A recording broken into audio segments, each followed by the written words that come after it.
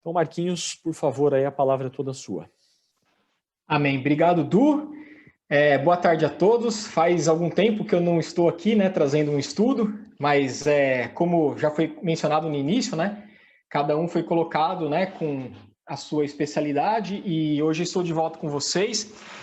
E é o seguinte, o assunto de hoje, ele é um assunto polêmico, né, porque muitas pessoas têm dúvidas sobre o que é o selo de Deus e o que é a marca da besta.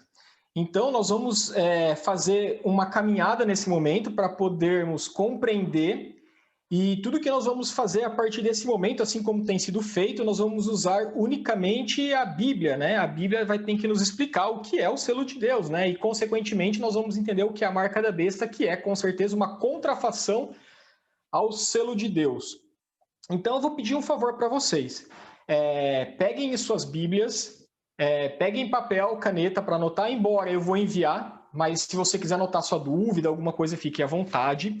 E se você tiver alguma coisa ligada, televisão, alguma coisa, desliga nesse momento para que a gente possa compreender, porque é o seguinte, eu vou traçar uma linha de raciocínio bíblica e eu preciso que todo mundo preste bem atenção para que possamos compreender, porque se você se desviar a atenção, é possível que você não compreenda o assunto por completo, tá bom?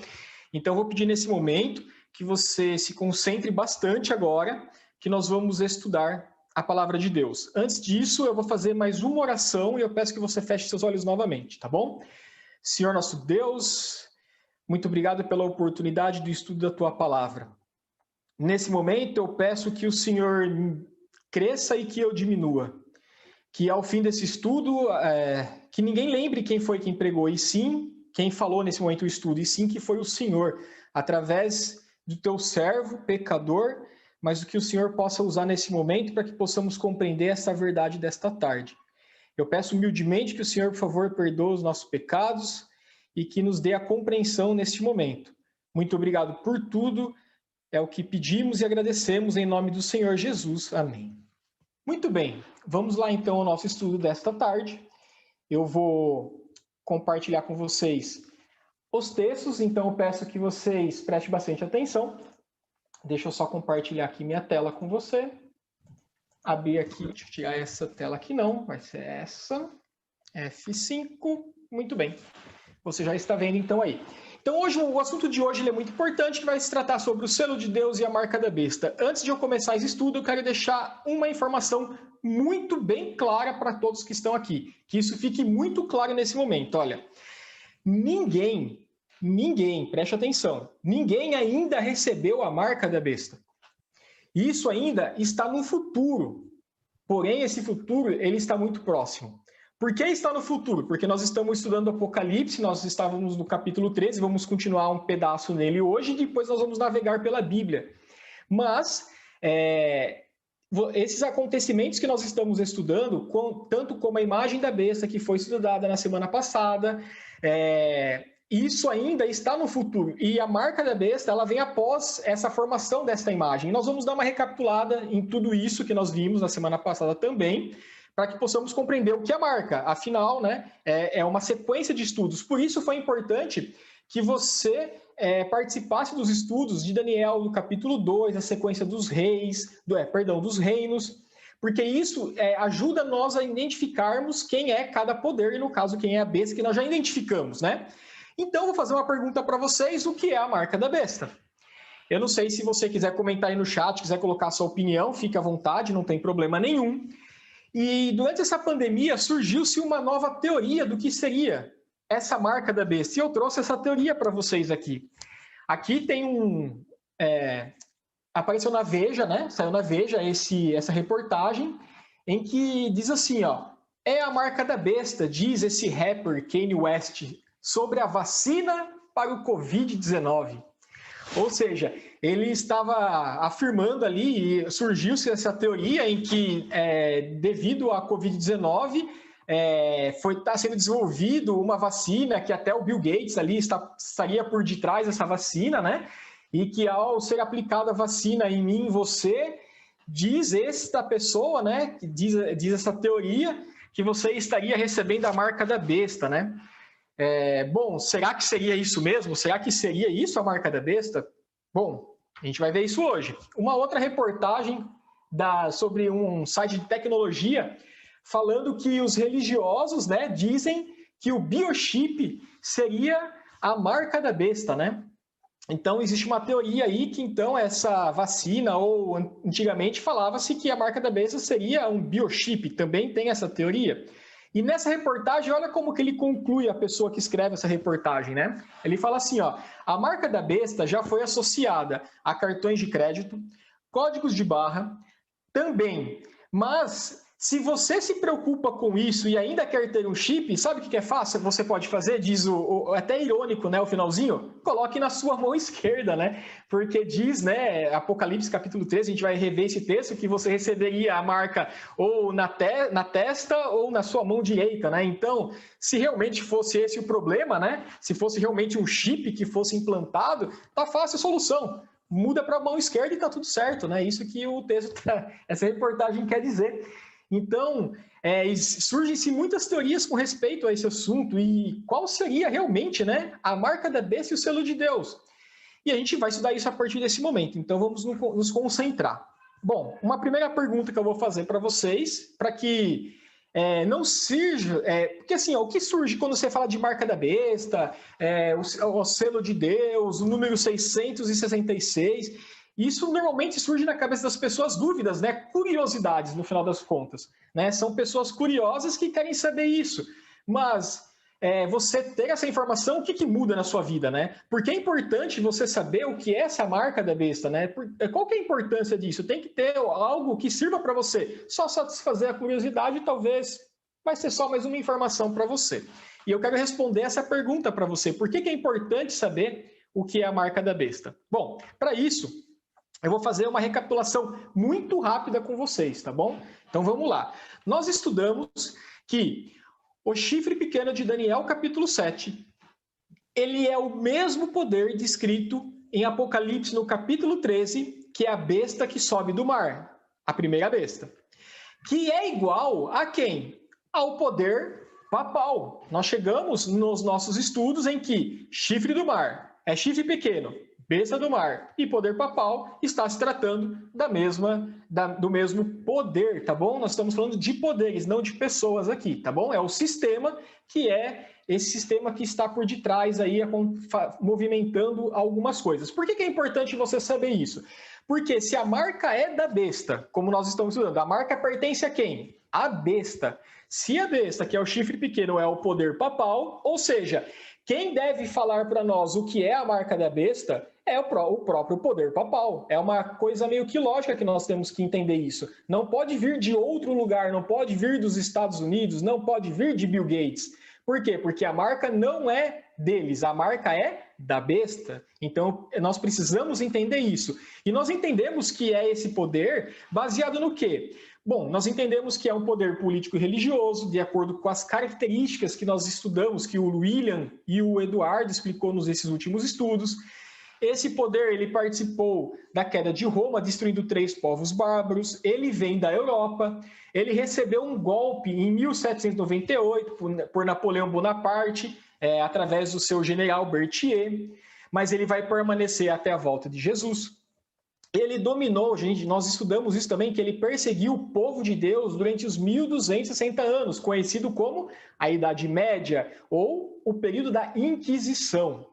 E nós entendemos também que esse poder, ele se assenta-se no santuário, ostentando como se fosse o próprio Deus. Você pode ver pela foto que eu pus ali no cantinho, que realmente, né, esse poder, ele se assenta num santuário, porque se você já visitou, teve a oportunidade de visitar, vocês podem ver que é um santuário, não é uma igreja comum. E ele se assenta em um trono, e ele se coloca no lugar de Deus, ostentando-se como se fosse o próprio Deus, e ainda mais, dizendo que ele pode perdoar os pecados. Por isso, nós identificamos, com esse resuminho que eu estou falando, que a besta do mar, que é a primeira besta, o chifre pequeno, é o poder papal, tá bom? E aí, em Apocalipse 13, na semana passada, nós estudamos uma segunda besta que tem. É a besta que sobe da terra. Então, temos a besta do mar e a besta que sobe da terra. Nós entendemos, eu não vou explicar isso, se você não entendeu, nós vamos mandar o link do estudo da semana passada para que você assista novamente, tá bom? Senão, aqui eu vou ficar explicando tudo de novo que já foi explicado. Nós entendemos que a besta da terra é quem? Os Estados Unidos da América. Por que nós chegamos a essa conclusão? Porque a besta que surge da terra, ela surge de um local pouco habitado, que é símbolo da terra. Nós vimos que ele tem uma aparência de um cordeiro, né, mas fala como dragão. Pelo cordeiro nós entendemos que é uma nação, ela tinha que ser uma nação necessariamente cristã. E a potência que ela se tornou foi após 1798, ou seja, após a primeira besta ter sido retirada do seu poder, tá? E ela tem poder e influências globais, tá bom? Isso aqui é só um resumo. Se você não está entendendo isso, se você não participou, não tem problema, depois você assiste. Mas eu peço que você concentre-se nesses dois assuntos que eu coloquei para vocês. Besta do mar, é o chifre pequeno, que é o poder papal, e a besta da terra, que é os Estados Unidos da América. Depois, se você não entendeu, você volta na semana passada, você vai entender. Bom, nós entendemos também, na semana passada, que essa besta da terra, ou seja, os Estados Unidos, ele faria uma imagem à primeira besta. Uma imagem da primeira besta. Ou seja, não é a primeira besta, mas formaria o quê? Uma imagem. Tá? E aqui eu coloquei, ó, Estados Unidos faz uma imagem em relação ao poder papal. Bom, só para vocês terem uma curiosidade aí, para vocês pensarem um pouquinho, do lado esquerdo nós temos o Capitólio, que é onde é feito as leis nos Estados Unidos. E em frente ao Capitólio temos um obelisco. E olha que curiosa a formação do Capitólio e do obelisco. O Capitólio está ao fundo e o obelisco à frente. E olha para o lado direito agora da imagem, onde você tem o Vaticano, onde você tem ali onde está o poder papal, né? E à frente também tem um obelisco. Seria isso coincidência, uma mera semelhança? Bom, fica aí para você refletir, tá? Isso eu não vou falar desse detalhe assunto hoje, mas o que eu quero dizer é que neste Capitólio, neste lugar que você está vendo, é ali que se forma a imagem. O que é a imagem da besta? É quando as igrejas se unem, os protestantes, né? Eles se unem, os protestantes apostatados, e fazem o quê? Fazem com que leis sejam feitas com fins religiosos. Ou seja, vocês sabem que nosso país e também Estados Unidos foi fundado e tem um princípio que o Estado é laico, ou seja, onde a igreja e a política elas não se misturam. Não deveriam se ter leis com cunhos religiosos. O Estado laico significa isso. Mas nós entendemos que essa imagem que é feita é uma cópia do que o poder papal fez. O que o poder papal fez no passado? Ele fez leis para que pudesse matar as pessoas, né, perseguir e matar os cristãos, os quais não concordavam com eles. E nós vimos que a imagem é exatamente a repetição do que o poder papal fez ali na Idade Média. Então isso vai se repetir, tá bom? Isso aqui é só recapitulação. Bom, aí eu coloquei um texto aí para a gente começar a entender. Eu vim até onde parou-se mais ou menos o estudo da semana passada e que eu vou dar continuidade nos textos, tá? E diz assim o texto, Apocalipse 13, capítulo 15, abra na sua Bíblia aí. Fala assim, ó. E lhe foi dado comunicar fôlego à imagem da besta, para que não só a imagem falasse, como ainda fizesse morrer quantos não adorassem o quê? A imagem da besta. Veja que essa imagem, ela recebe fôlego para falar. Como que ela fala? Através das suas leis que vão ser implantadas. Que, inclusive, se você estudar um pouquinho só, você vê que algumas leis de cunhos religiosos já têm entrado no meio da política, tá? Mas isso vai se intensificar um pouquinho mais. Mas diz aqui que o que ela faz? Quem se recusa a adorar a imagem da besta, o que está dizendo o texto? Ela vai fazer com que fosse mortos essas pessoas. Ou seja, se você se recusar a adorar a imagem, você pode ser o quê? Morto, diz o texto. Está dizendo isso para nós. Aí no verso 16, vamos entrar no assunto. Vamos começar a entrar no assunto. E diz assim, ó. E a todos, os pequenos e os grandes, os ricos e os pobres, os livres e os escravos, faz que lhe seja dada certa marca sobre a mão direita ou sobre a fronte, para que ninguém possa comprar ou vender, senão aquele que tem a marca, o nome da besta ou o número do seu nome. Então nós estamos vendo aqui que pelo contexto do verso 15, 16 e 17, essa marca da besta, ela tem que ver com a adoração. Ou seja, aquele que se curvar e adorar a besta ou a sua imagem, este recebe uma marca, ou na mão ou na fronte, está dizendo o texto, correto?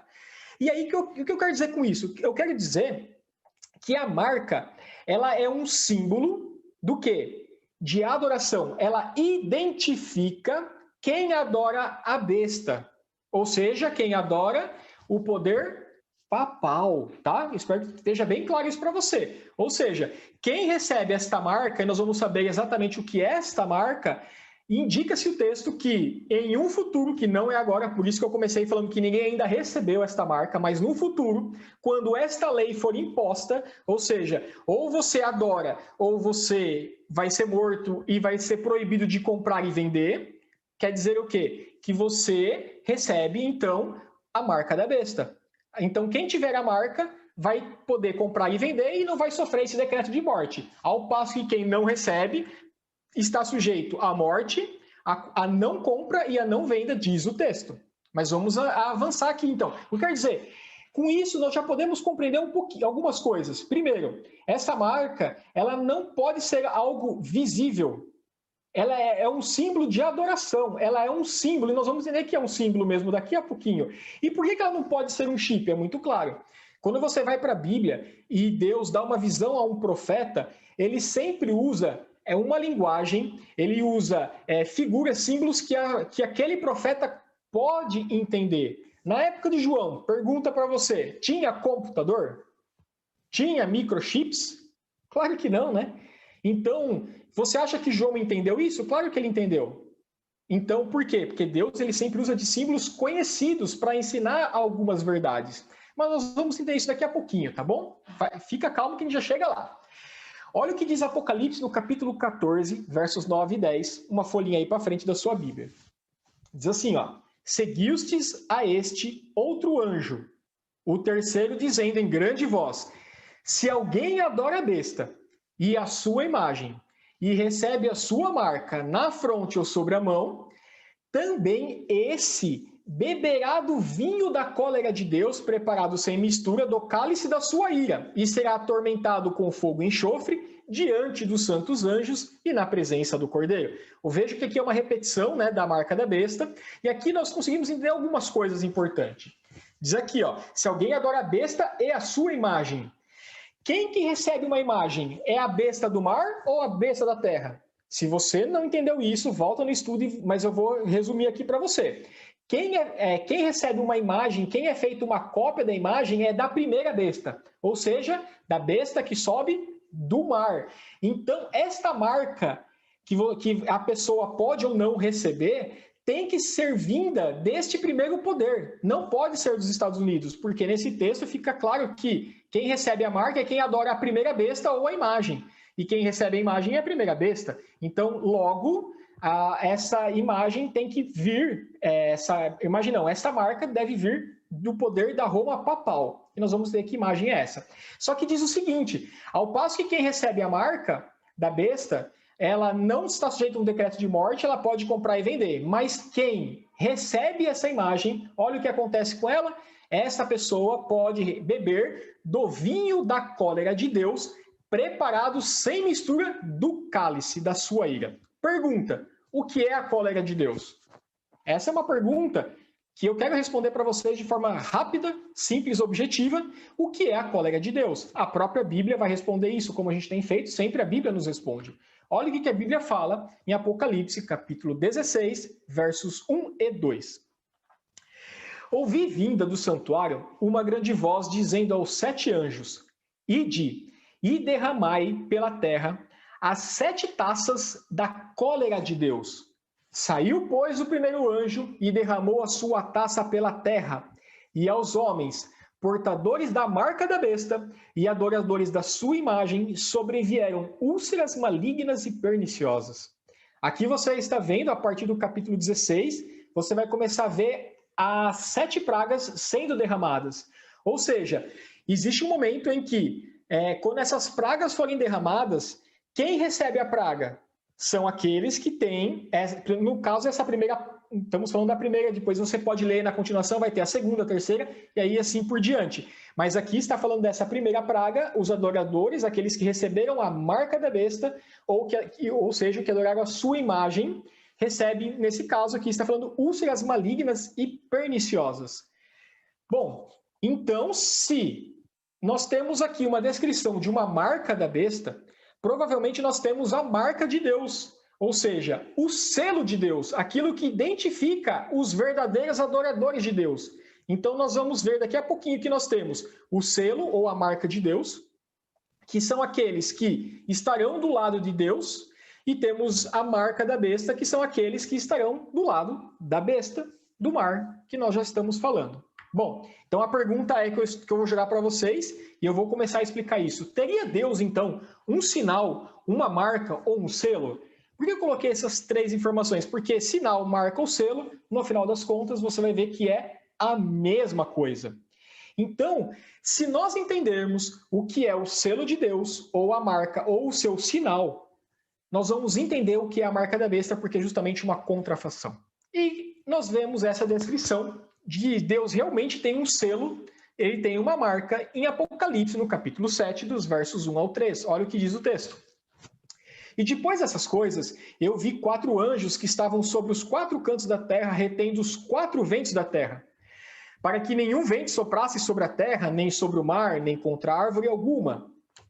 E vi outro anjo subir do lado do sol nascente, que tinha o que na mão? O selo do Deus vivo. E clamou com grande voz aos 4 anjos, a quem fora dado o poder de danificar a terra, o mar, dizendo: não danifiqueis a terra nem o mar, nem as árvores, até que hajamos selado nas suas testas, os servos do nosso Deus. Então aqui nós vemos claramente um selamento. Só uma curiosidade, quando fala 4 cantos da Terra, não está dizendo que a Terra é quadrada, e sim está referenciando aos 4 pontos cardeais, norte, sul, leste e oeste, ou seja, abrangendo toda a Terra. É um símbolo, claro, para que está falando de toda a Terra. E diz que eles estão soando os ventos, esses anjos. Em profecia, se você se lembra daquela tabela de interpretações de símbolos proféticos, ventos, ele pode significar guerras, desastres, alguma, como eu posso dizer, alguma peste, alguma coisa. Toda vez que a gente vê o vento em profecia, está dizendo isso. Está falando o seguinte, que os anjos estão falando para que alguma coisa, algum desastre naturais, essas coisas não aconteçam. E, curiosamente, esses desastres, eles caem sobre onde? Sobre a terra, o mar, árvore, sobre as pessoas. E se você vê a descrição das 7 pragas, você vai ver que as 7 pragas, uma delas cai sobre o mar, outra cai sobre o rio, outra no sol que ele se aquece. Então você está vendo que este cenário descrito aqui do selamento, ele ocorre antes do derramamento das 7 pragas.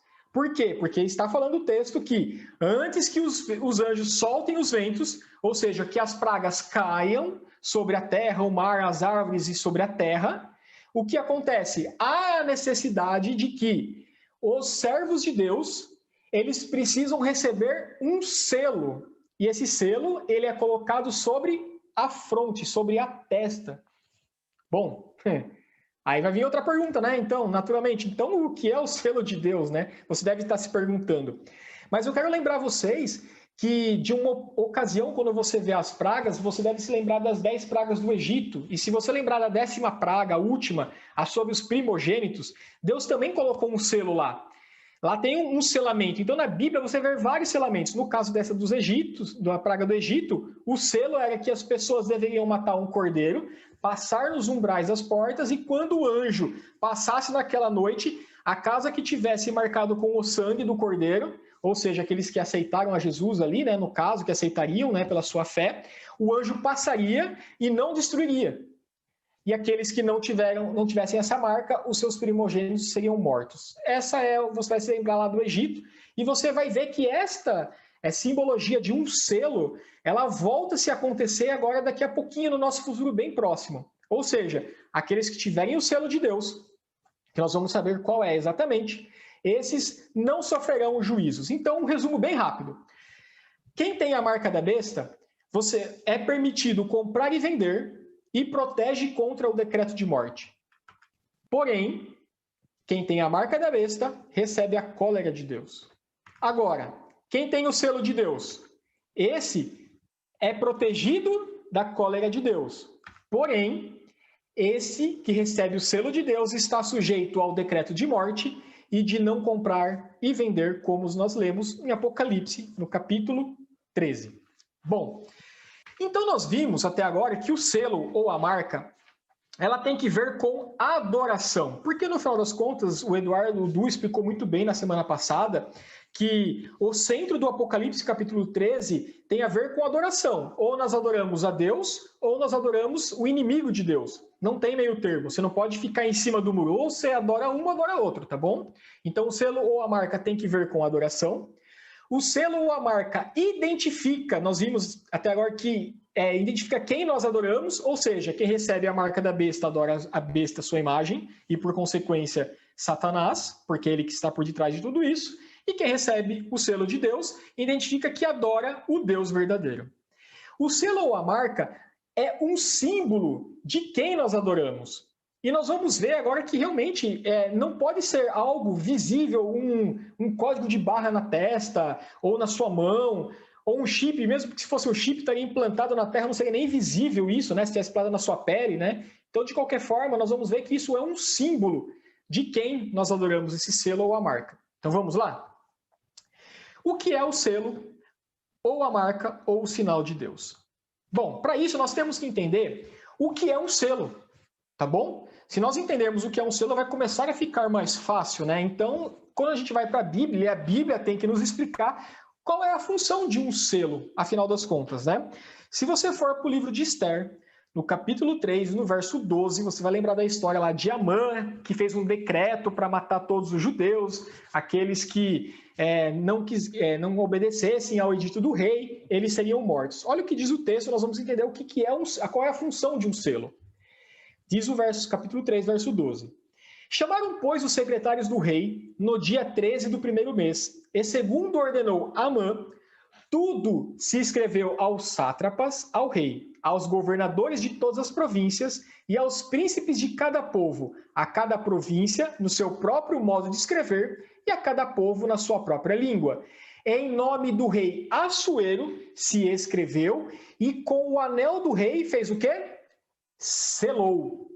Ou seja, foi expedido um decreto, uma lei foi expedida, e nesta lei, para que ela entrasse em vigor, era necessário que fizesse o quê? Era necessário que fizesse um selo na lei. Aí eu até coloquei um pergaminho para você ter uma ideia como que era feito, né? Hoje quase que não se vê mais isso, talvez em convites de casamento as pessoas fazem, né? Derrete uma cera e ali vem com um anel, e esse anel você vem e sela aquele documento.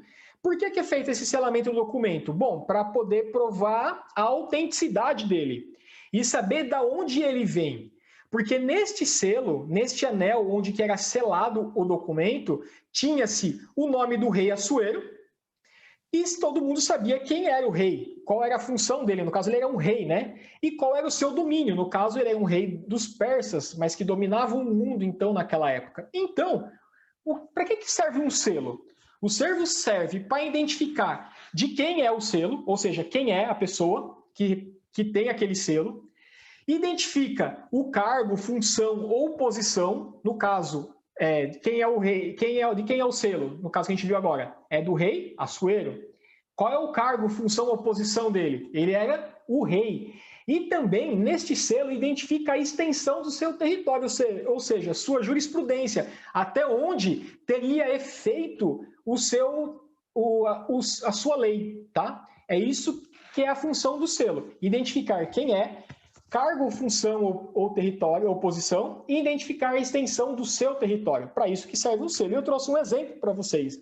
Vocês já viram o selo da Anatel? A Anatel é a Agência Nacional de Telecomunicações. Para que ela serve? Né? Que ela existe? Né? Ela é um órgão regulador de telefonia. Então, tudo que você quer fazer é celular, o 5G que está sendo implantado, tudo isso tem que passar por esse órgão regulador. Então, o selo da Anatel identifica quem?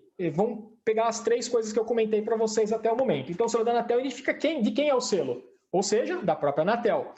Identifica o cargo, função e posição. Ao você ver o selo da Anatel, você sabe que ela é o quê? É uma agência reguladora do setor de telefonia. E identifica também o território onde suas leis têm vigor, ou seja, no território nacional. Ela não tem poder sobre, por exemplo, a Europa. Não, porque o seu selo, quando a gente vê esse selo, identifica que ele só tem também, vamos dizer assim, poder sobre o território nacional. E ao olhar no site da Anatel, tem a seguinte descrição, ó. Em matéria de telecomunicações, esta agência ela tem como principais atribuições celebrar, gerenciar contratos de concessão, fiscalização, prestação de serviço e que mais? Aplicar sanções, controlar revisões tarifárias, expedir normas sobre prestação de serviço e até mesmo realizar intervenções. Para tanto, a Anatel edita resoluções que dão diretrizes ao setor de telefonia e preenche lacunas legislativas. Ou seja, toda vez que a gente vê um selo, ele sempre está associado a uma lei que ela entra em vigor e ela passa a entrar em vigor a partir do momento que esse selo é colocado sobre aquela lei. Tá certo?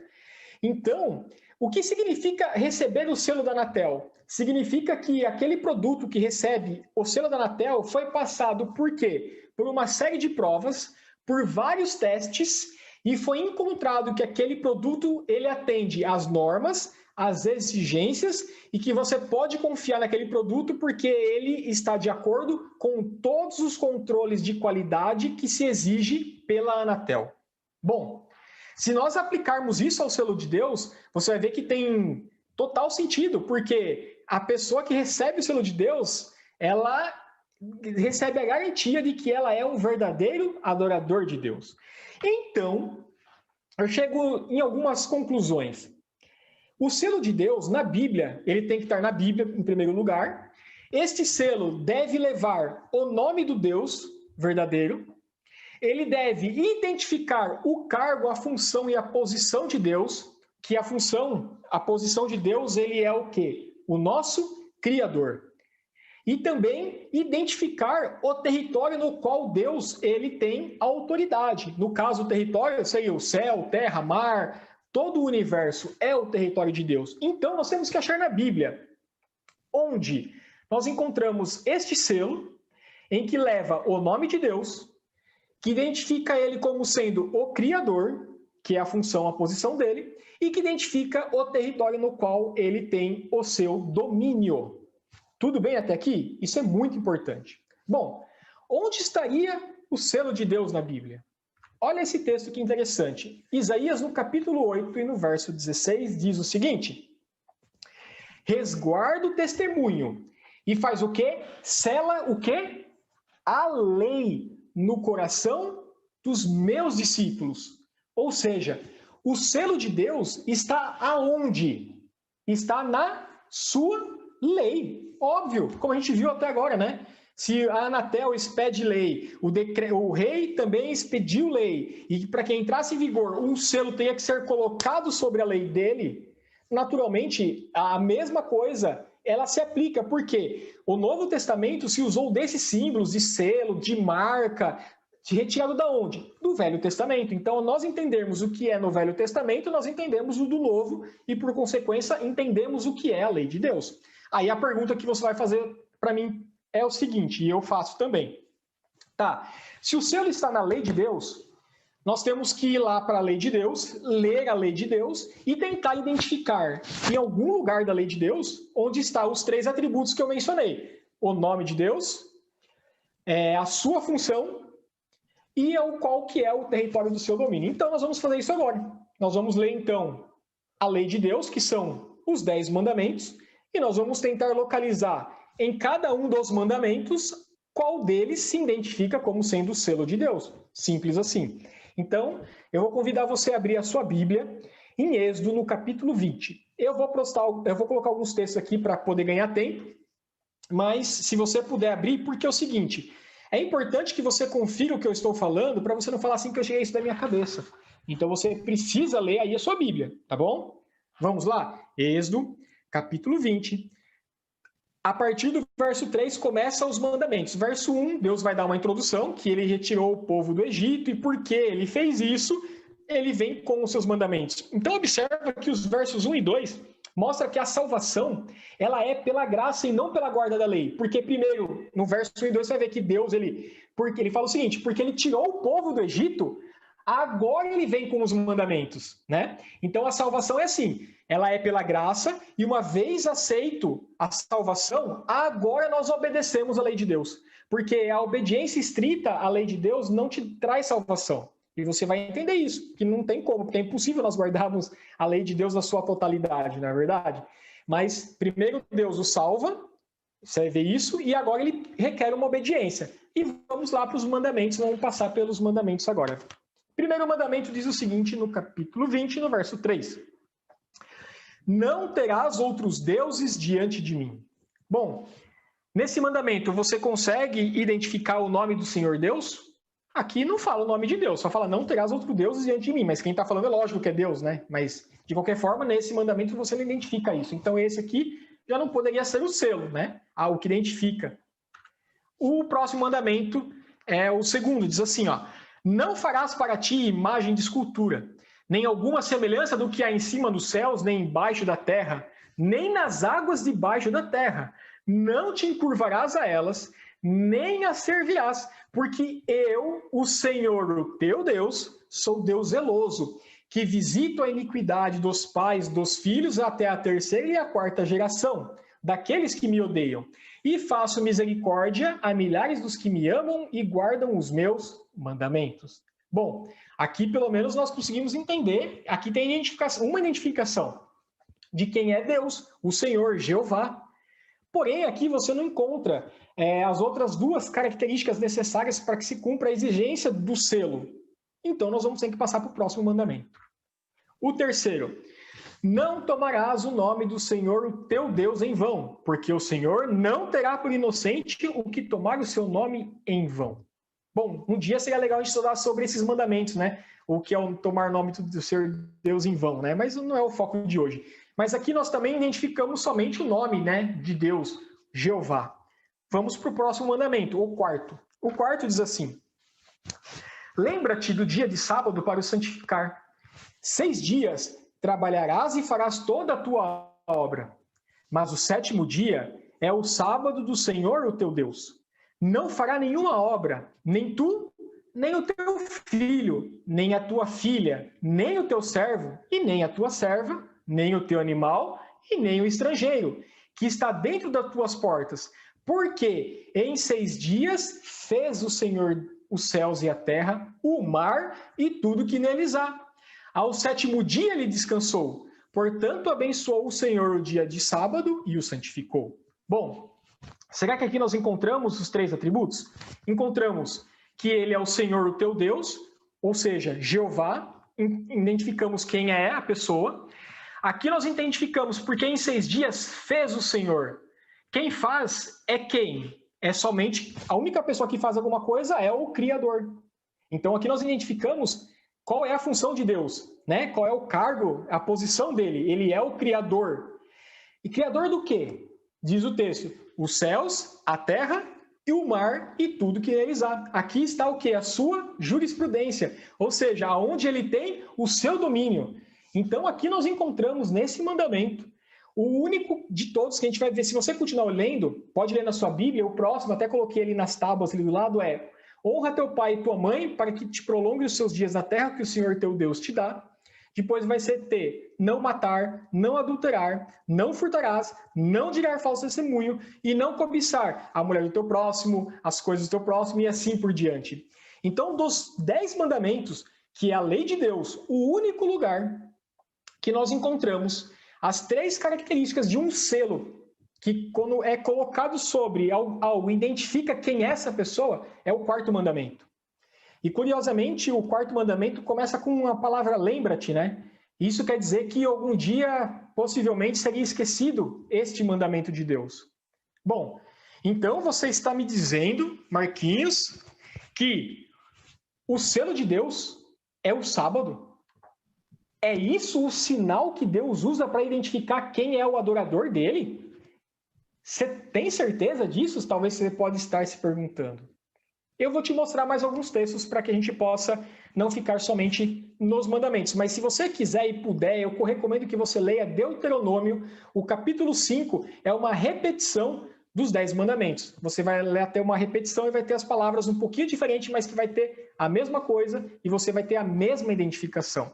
E agora eu quero que você se prepare para o próximo texto. Segurem na cadeira, aperte o cinto, que a gente vai ler um texto fantástico, importantíssimo, para a gente poder compreender se o que eu estou falando é invenção ou não. Olha o que diz Ezequiel, capítulo 20 e o verso 12. Diz assim: e também lhes dei os meus sábados, para que servisse do quê?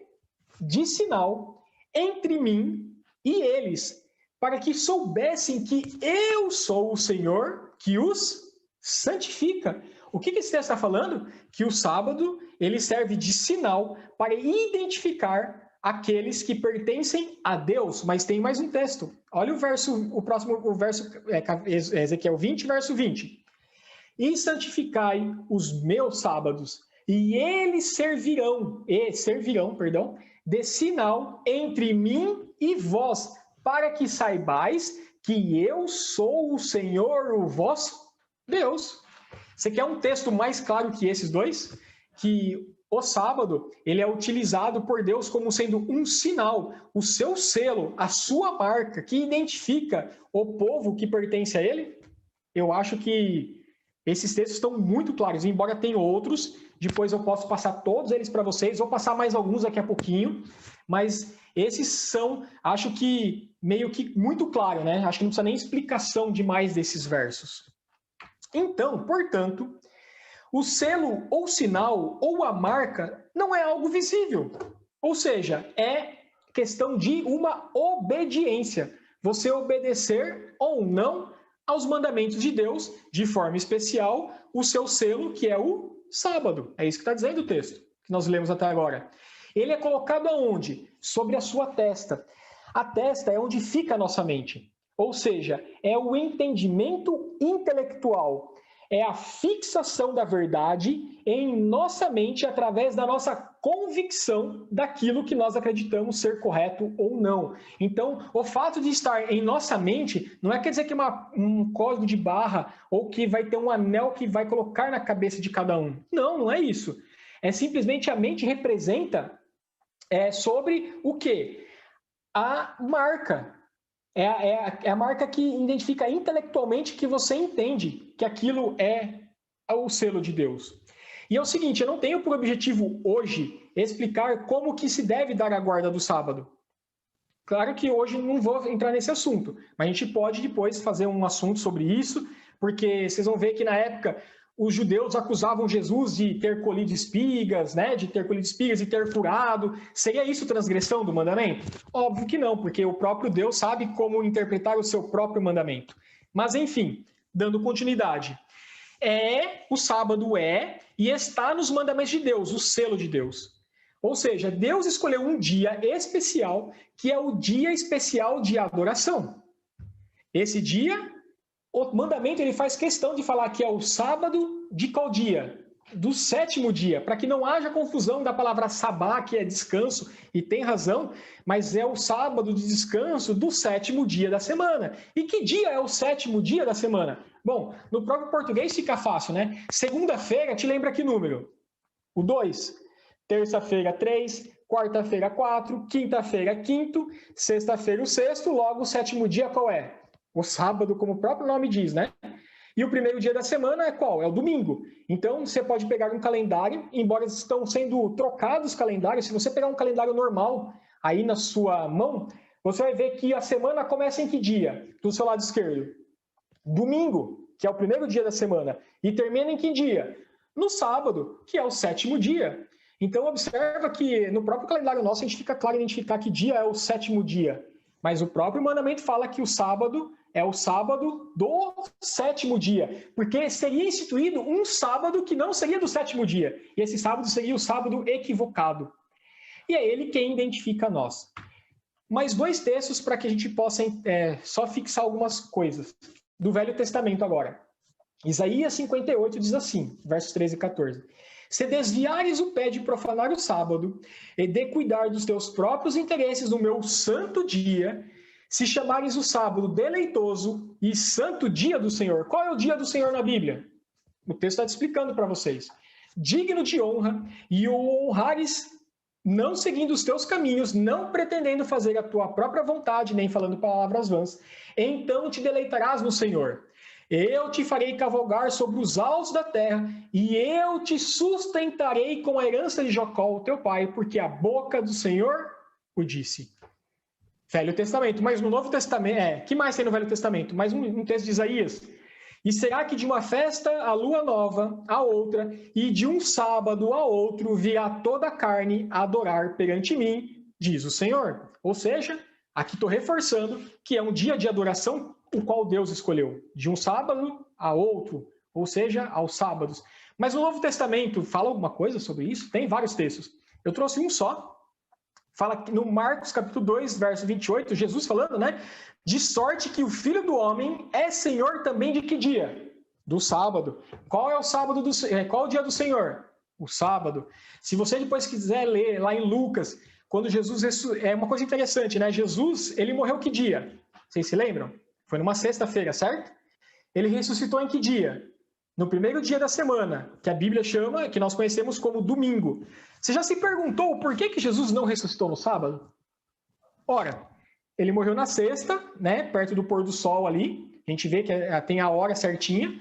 Só que no sábado, o que ele acontece com o que Jesus faz? Ele descansa e ele só ressuscita no que dia? No domingo. Então, o próprio Jesus guardou o sábado em várias ocasiões, quando ele vai para ler os textos de Isaías também, que ele lê alguns textos. Em sua morte, ele guarda o sábado.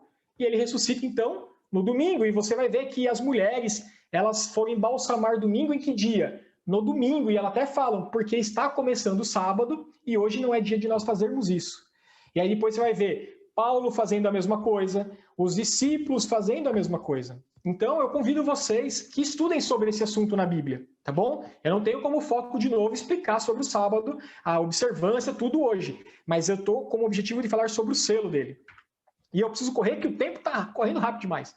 Então, todos os que estão guardando o sábado estão salvos, e os que não estão guardando o sábado estão perdidos? É isso que eu estou querendo dizer para vocês hoje, neste momento?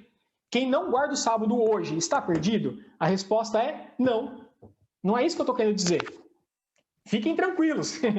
Os judeus não guardavam o sábado? Sim. E eles fizeram o que com Jesus? Crucificaram o Cristo. Então, o fato de guardar o sábado não quer dizer hoje que você está salvo. Isso não quer dizer isso. Pode ser simplesmente por estrita obediência à lei, um legalismo, e legalismo, obediência à lei, à estrita lei de Deus não lhe salva. Não me salva. Então, não necessariamente quem guarda o sábado está salvo. Esse ponto, nós vimos que lá no futuro bem próximo isso vai ocorrer. E eu vou correr agora bastante, tá?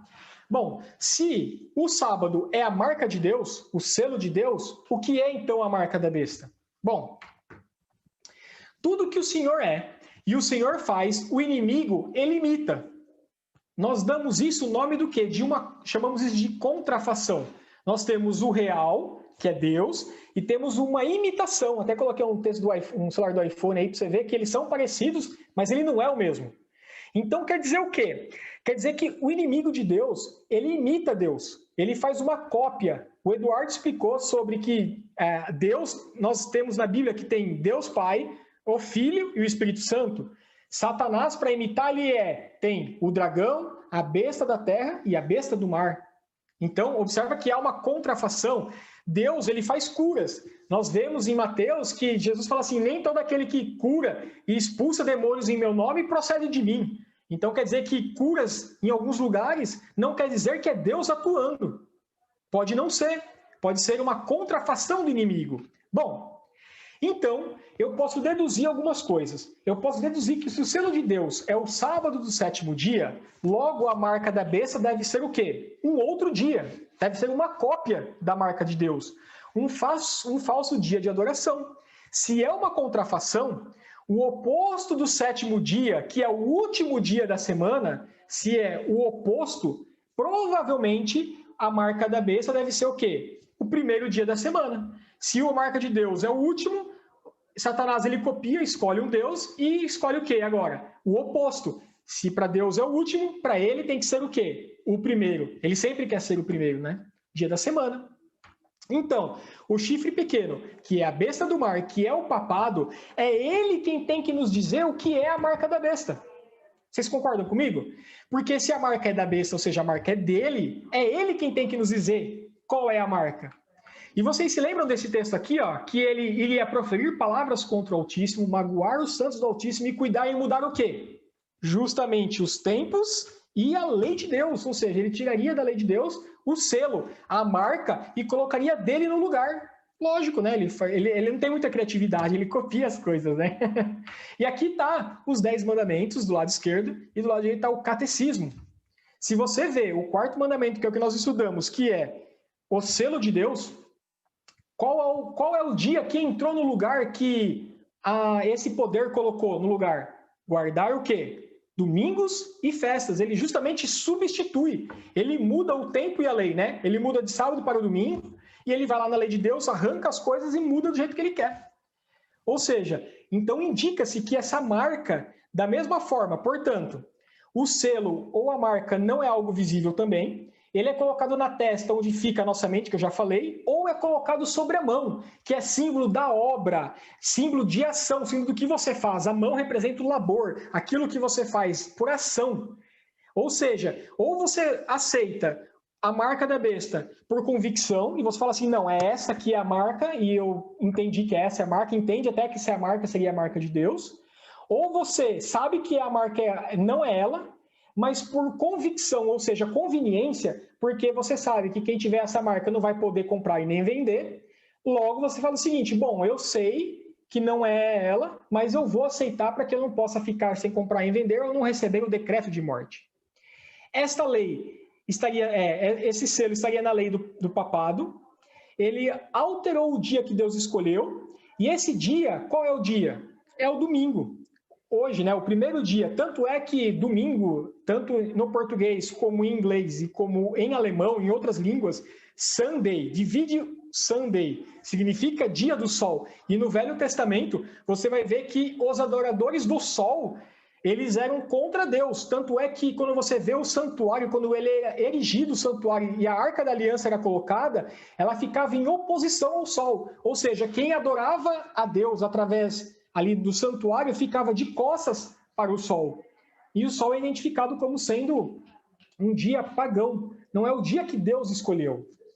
Agora é o seguinte, eu preciso de mais 10 minutinhos eu encerro, tá bom? Mais 10 minutinhos no máximo eu concluo o raciocínio. E aí vocês podem, muitas perguntas na mente, pode escrever, a gente vai mandar depois, ao passar dos dias, a gente vai explicando para vocês as dúvidas. Mas se o selo de Deus, se a marca é da besta, será que ela, a besta, ou seja, o poder papal, ela fala sobre isso? Porque ela tem que falar, vocês concordam comigo? Se o selo de Deus, ele fala qual é. Agora, se a marca é da besta, a besta tem que nos falar. E agora eu vou trazer para vocês alguns textos extraídos de documentos católicos romanos, né, que falam sobre isso. E olha o que eles falam. Preste atenção nesse texto. Olha isso aqui, ó. O domingo é a nossa, olha como que eles usam até a expressão, é a nossa marca de autoridade. A Igreja de Roma está acima da Bíblia. Olha que absurdo. E essa transferência da observância do sábado para o domingo é a prova desse fato. Está aí o registro para você estar na internet. É o documento em que eles falam isso.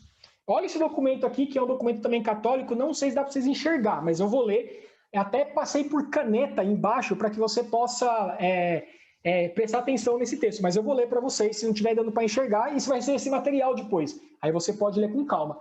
Do lado esquerdo está a capa desse documento.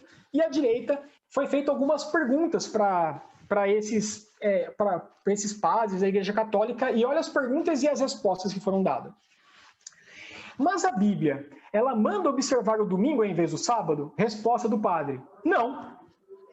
Aí a próxima pergunta: quem mudou o dia do Senhor do sábado para o domingo? A resposta deles: a Igreja Católica. Mas os protestantes observam o descanso do domingo. É uma afirmação. E olha a resposta. Então, neste ponto, o padre falando, ó, para os protestantes, né? Quem são os protestantes hoje? Os evangélicos, né? Falando para os evangélicos, ó, então, neste ponto, eles seguem o quê? A tradição católica, contra a qual sempre estão a clamar. Ou seja, é sempre contra, mas ao aceitar essa imposição delas, diz a própria igreja, fala isso, que eles estão seguindo o quê? A tradição. Aí vem outra pergunta, mas dizem os protestantes que Paulo manda guardar o domingo. A resposta do padre, ele fala assim, ó, não. São Paulo, na primeira epístola aos Coríntios, no capítulo 16, ele só ordena-se que se faça uma coleta para os pobres no primeiro dia da semana. Aí vem a palavra do apóstolo, ele cita. Então observa que eles não escondem isso de forma nenhuma, eles assumem e falam o seguinte, não, a Bíblia diz o domingo, diz o sábado, mas nós falamos que é o domingo por quê? Porque nós temos a autoridade de mudar as leis e por isso nós mudamos a lei de Deus e transferimos a observância do sábado para o domingo. É muito claro. E para não ficar dúvida, eu separei esse livro para vocês. Se vocês procurarem na internet, vocês até acham para comprar. É um livro bem antigo. Chama Ciência e Religião. Quem escreveu foi um padre muito conhecido chamado Monsenhor Emílio José Salim. Se você já foi em Campinas, você vai ver que tem ruas com esse nome, ele tem até faculdades com esse nome. É um doutor, diz aí, ó, que ele é um doutor em teologia pela Universidade Gregoriana de Roma, licenciado, e aí tem toda a descrição de quem ele é. E eu quero que você preste muita atenção no que ele fala. Na página 14, tá? Olha o que ele fala. Ridícula e embaraçosa seria a situação dos protestantes se devessem eles justificar pelas escrituras toda a sua doutrina. Ou seja, olha o que ele está falando. Ó. É um padre falando, não é qualquer um, é um doutor falando. Falando assim, ó, que é ridículo e embaraçoso os protestantes, ou seja, os evangélicos, né, que somos, né, tem no Brasil a maioria, ou não, né, não sei se está mais ou menos, né, com os católicos, enfim, está dizendo que justificar a sua doutrina somente pelas escrituras seria ridículo. Lembra que nós falamos no primeiro estudo, o Du explicou que nós vamos usar o princípio de interpretação sola escritura, ou seja, tudo que nós estamos estudando, usando somente a Bíblia. Ele está falando o seguinte, que se você usar somente a Bíblia para justificar as suas doutrinas, é ridículo. Por que ele fala? Olha como ele continua o texto. Haja vista o só caso da santificação do domingo. Se nós ativermos somente as Escrituras, o dia do Senhor que deve ser santificado é o sábado, tanto no Velho como no Novo Testamento. Olha quem está falando, tá? Não sou eu, é um doutor falando o seguinte, ó, se nós ativermos somente as Escrituras, o dia do Senhor que deve ser santificado é o sábado, tanto no Velho como no Novo Testamento. E em nenhum lugar da Bíblia consta que esse dia houvesse sido substituído pelo domingo. Tá vendo? Mais claro que isso, ele está falando o seguinte, ó, se você estudar a Bíblia, de Gênesis a Apocalipse, em nenhum lugar da Bíblia, e eu desafio você também a procurar, você não vai encontrar uma autorização expressa de Deus, como ele faz nos seus mandamentos, a autorização para que esse dia fosse mudado. Ele está falando isso.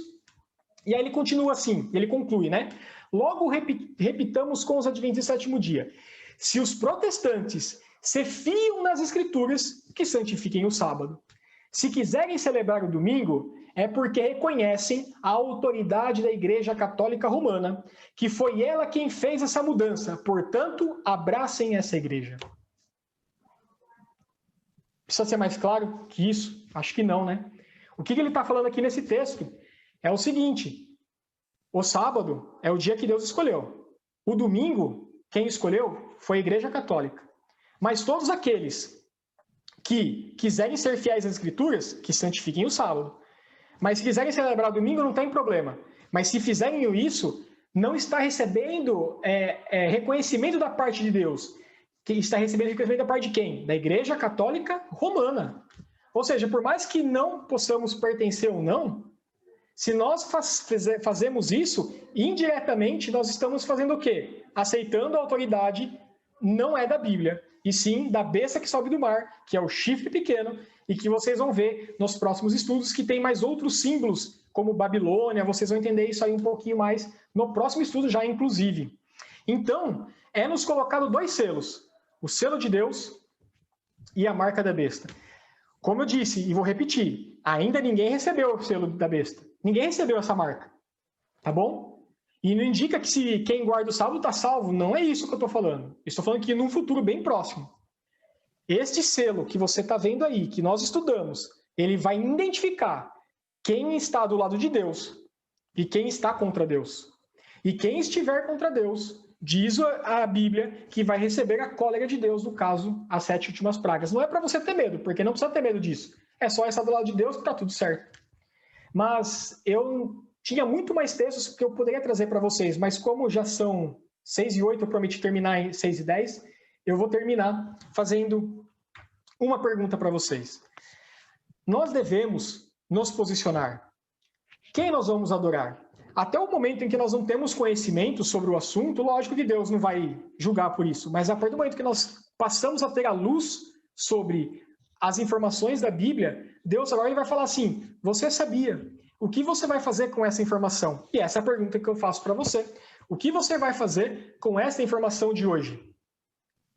Se você tem dúvida, e eu tenho certeza que você deve ter um monte de dúvida, não tem problema.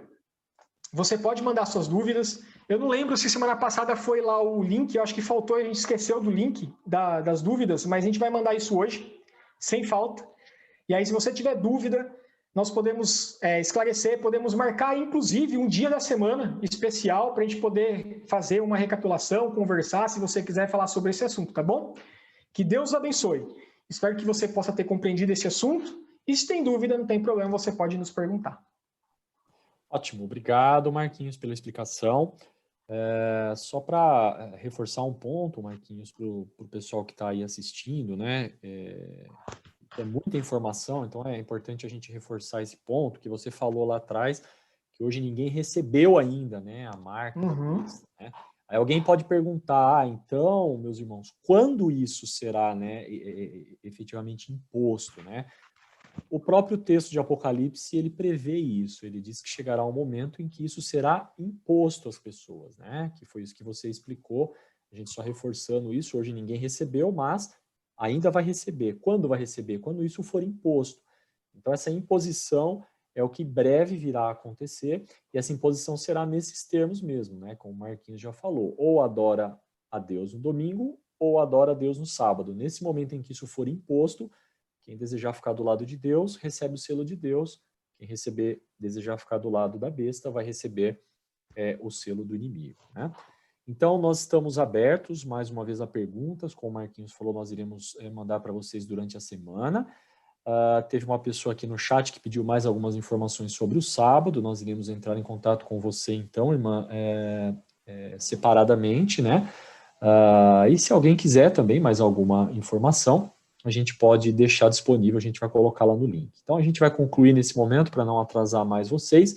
Só lembrando que a semana que vem a gente vai ter um outro tema que ele é fundamental, porque ele vai demonstrar biblicamente que existem sim, biblicamente e hoje, 2 povos distintos, né? Nós vamos estudar o conceito de remanescente e o que significa esse remanescente e como a gente pode se posicionar do lado remanescente. Então não perca, por favor, o próximo estudo, que será então no próximo domingo às 5 horas. Então, Marquinhos, se você puder, por favor, concluir com uma oração e a gente termina a transmissão nessa tarde. Claro. Lembrando vocês que eu vou mandar todo o material na sequência, então vocês vão poder recapitular os textos e procurar por si só todas as referências, tá bom? Vamos orar. Senhor nosso Deus, Criador dos céus e da terra, do mar e das fontes das águas, nós reconhecemos que o Senhor é o nosso Deus, o Criador de todas as coisas. Também é o nosso Deus que nos salva. que o Senhor um dia enviou o seu Filho para nos salvar. E nós entendemos que a salvação não é mediante a estrita obediência da letra da lei, e sim é pela graça, pela aceitação, pela morte de Jesus em nosso favor. E como consequência natural da nossa aceitação, nós desejamos fazer a tua vontade. E é por isso que nós estamos estudando, para aprender qual é a tua santa e perfeita vontade em nossa vida. Por isso nós pedimos, Senhor, nesse momento, que o Senhor perdoe, por favor, os nossos pecados. Nós estamos vivendo um momento em que muitas pessoas estão doentes. Que o Senhor possa estar com cada uma delas. Que o Senhor possa operar um milagre na vida delas, mas sempre de acordo com a tua vontade. Abençoe a cada pessoa que participou desse estudo. Que o Senhor possa abençoar eles durante essa semana. Abençoar a mim também e a minha família. Que possamos ter uma semana feliz em tua companhia.